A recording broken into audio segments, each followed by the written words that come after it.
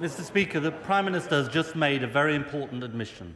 He has admitted that his Chief of Staff was given information before the general election that Andy Coulson had hired a man jailed for 7 years for a criminal conspiracy who made payments to the police on behalf of the news of the world.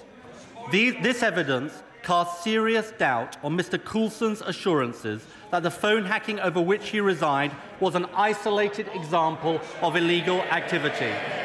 The Prime Minister says his Chief of Staff did not pass on this very serious information. Can he now tell us what information he proposes to take against his Chief of Staff?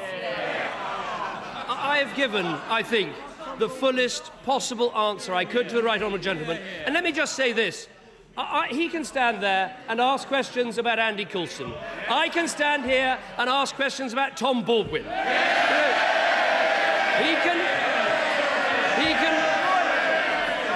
can ask questions about my private office. I can ask questions about Damien McBride. But do you know what, Mr. Speaker? I think the public and the victims of this appalling scandal want us to rise above this and deal with the problems that this country faces. Mr. Ed Miliband. Mr. Speaker, he just doesn't get it.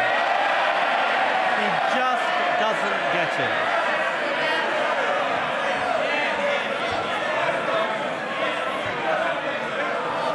I say this to the Prime Minister.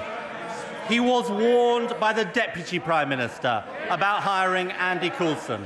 He was warned by Lord Ashdown about hiring Andy Coulson.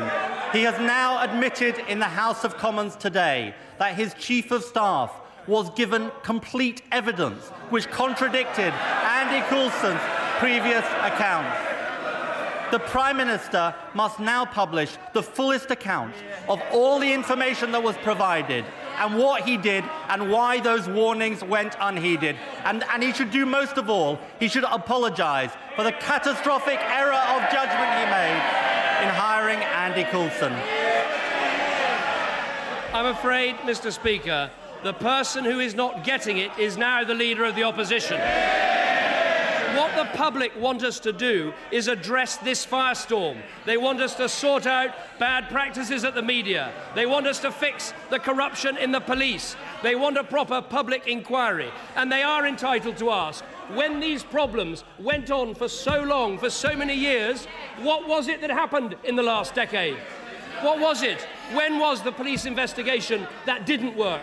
Where was the public inquiry over the last 10 years? We've now got a full-on police investigation that will see proper prosecutions and, I hope, proper convictions. And we'll have a public inquiry run by a judge to get to the bottom of this issue. That is the leadership I'm determined to provide. Mr.